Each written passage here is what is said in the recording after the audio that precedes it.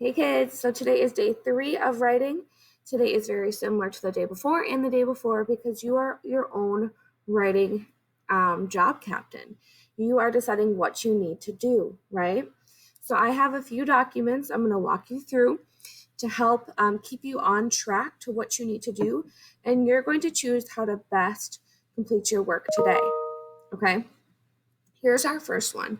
We read Come On Rain, said what Hessie did to make her storytelling voice so good in Come On Rain. She put exact words people were saying with those quotation marks. Is there thunder? Mama asked. New paragraph. No thunder, I say. You need to make sure that there's dialogue, just like Hessie did. Okay, you need to tell me what people are saying, back and forth, back and forth. She wrote how people talk. They breathe, they murmur, they whisper. You can say like Mama said, I said, but it's really more interesting when you say like I whispered, I screamed in your stories. She used descriptive details like ice, chilled, glass. Are your details like juicy, exciting that makes people want to read? She told the story bit by bit. Mama sinks onto a kitchen chair and sweeps off her hat. Sweat trickles on her neck and wets the front of her dress and under her arms. Mama presses the ice-chilled glass against her skin. Holy mental movie, right? Do you have a mental movie? Descriptive, oh my Lanta, words. Do you have dialogue, exactly how they're talking? If not, that's your goal for today. Another one I want to look at, I'm going to upload this for you. This is monitoring my writing process. So this is what you can use to help monitor what you're doing. And you can check them off as you do it, okay? And don't think that you need to check all of these off in one day. However, go off of what you did yesterday, check off some that you did, and then go back to that story and do some more things. Find focused story ideas and write entries.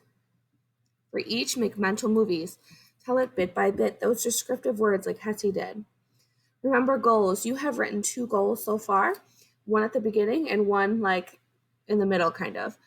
Those goals are at the top of your paper with stars, or they should be. Remember those goals and know that to always keep that goal in mind, keep the end in mind. You got this, guys. It seems like a lot because we're virtual, but it's really not that much. You can do it. Choose one story to develop, to make it perfect, to make it as great as you can to show it the whole class. Rehearse a seed idea by storytelling in leads. Rehearse it, talk about it, tell your hamster, tell your dog.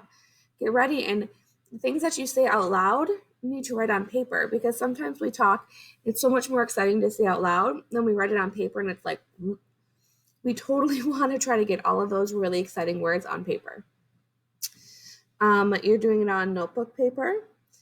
You can do flash draft with paragraphs. Talk about the paragraphs that you're doing. Do a flash draft to try to get all the ideas down. Revise, emulate other authors like Hessie, like what we just did. Develop a heart to the story. Remember that heart? Get feeling in the story. Bring out another internal story. Edit with spelling and punctuation. I'll upload these 3 for you to look at. This is what I'm expecting out of you. Okay? So there are clear paragraphs you can see without indenting, right? And there is a lot she wrote with dialogue, good introductions, and everything. I'm going to upload this example for you to see. So you'll have 3 different forms for you to look at for today. Okay? And then you get to work at your own writing. Also today, we're going to work on what is a paragraph. So you kind of have 2 separate things you're doing today in your writing class. One is reading a story about bats and telling us what each paragraph is about. That's going to help get your mind to think about what a paragraph is, because it's important to know that under one story there's multiple paragraphs so that you can apply it in your writing today. And then you get to decide what you need to work on. Maybe it is paragraphs. Maybe it's finding or having your heart in the story. Maybe it's adding some of these things. Okay? So I'm going to teach you a little bit about paragraphs. or you're actually going to read it and tell me what each paragraph is about. And then you're going to write today. So today it should probably take at least 45 minutes, right?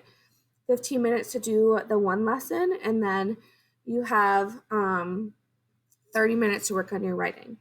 Okay? You got this.